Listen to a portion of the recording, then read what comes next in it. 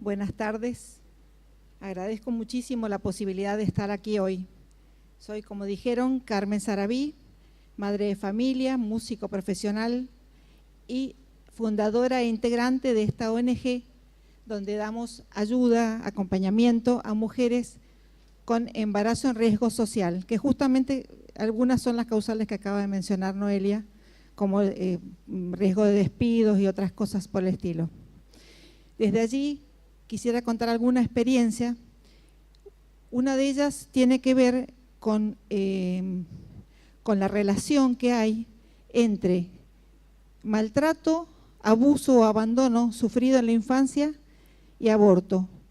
Eso lo hemos visto muchas veces en personas que atendemos. Yo recuerdo un caso muy puntual de una mujer que acompañó a su hija y esa mujer había abortado y nos contó la historia y fue por una descalificación que había hecho su marido. Tenían ya 3 hijos, pero por una descalificación muy fuerte que hizo el marido ella decidió abortar. La hija estaba pasando por lo mismo.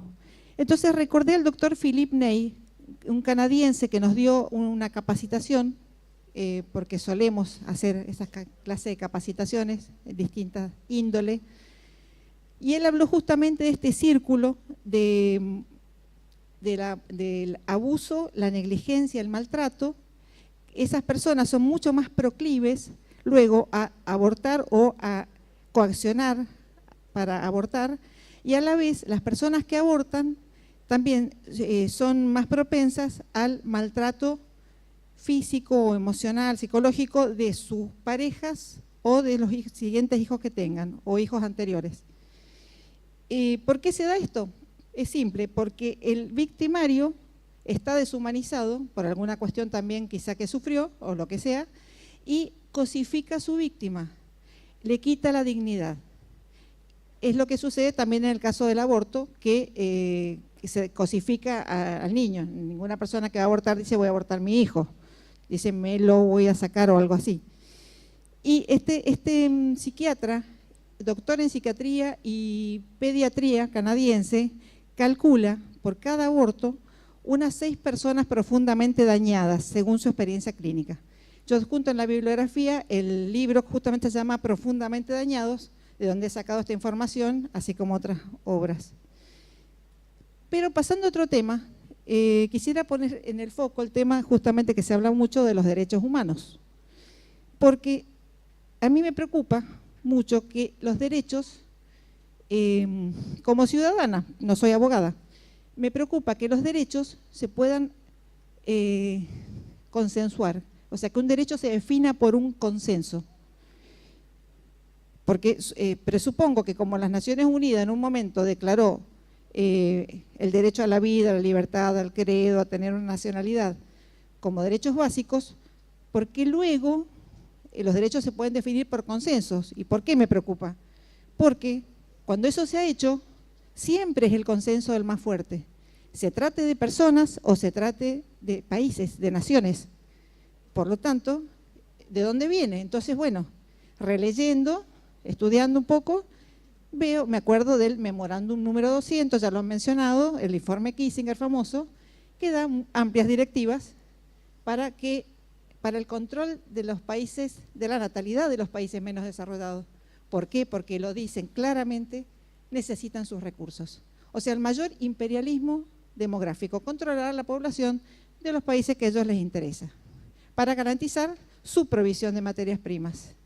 Y así comienzan las conferencias mundiales de población, incluso, bueno, las conferencias de la mujer también.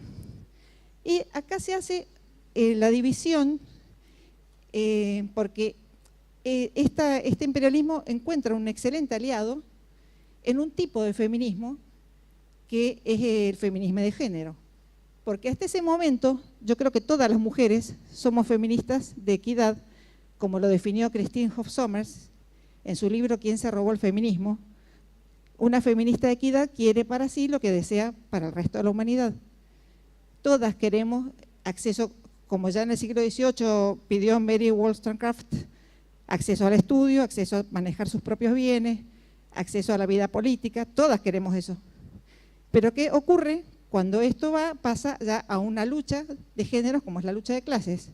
Lo mismo pero Shulamit Firestone llama a la mujer clase sexual y llama justamente a la revolución a partir de controlar la reproducción, lo que nosotros le llamamos procreación, los que estamos en desacuerdo con esto.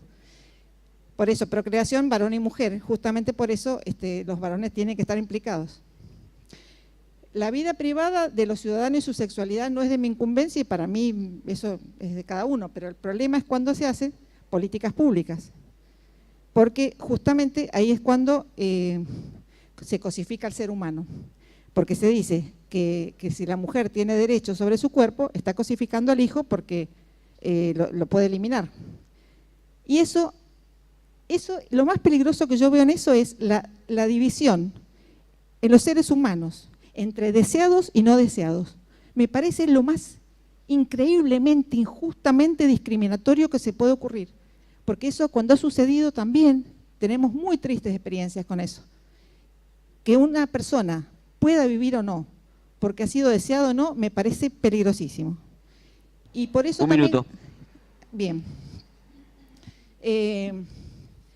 Voy a referirme por último a Margaret Sanger, norteamericana, fundadora de la Liga Americana de Control de la Natalidad, que dio origen a la Federación Internacional de Paternidad Planificada, IPPF. Absolutamente eugenista, tanto que invitó al doctor Ernest Rudin a escribir, que era el médico de Hitler, a escribir en su revista.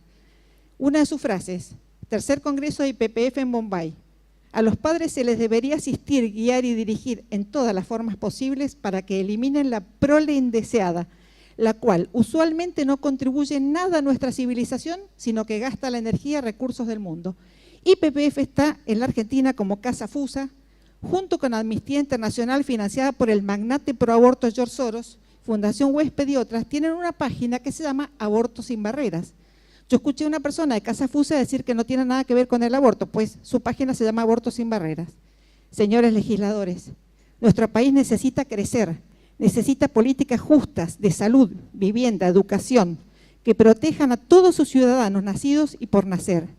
Por favor, que sus nombres no se vean manchados por el voto a una ley que en pocos años se verá tan injusta e inhumana como ahora vemos la esclavitud, que en un momento tuvo el consenso de los poderosos. Gracias.